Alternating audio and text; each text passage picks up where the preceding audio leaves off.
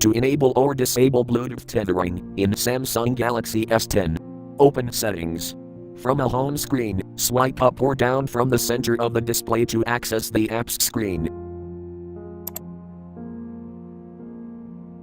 Tap Settings.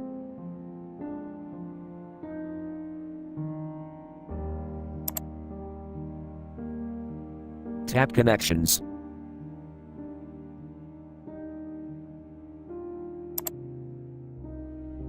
Tap Mobile Hotspot and Tethering.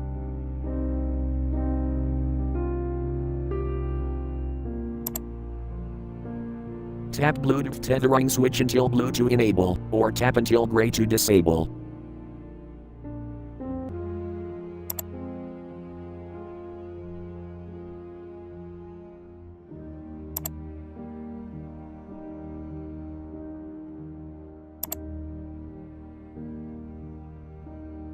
Thank you for watching. Have a nice day.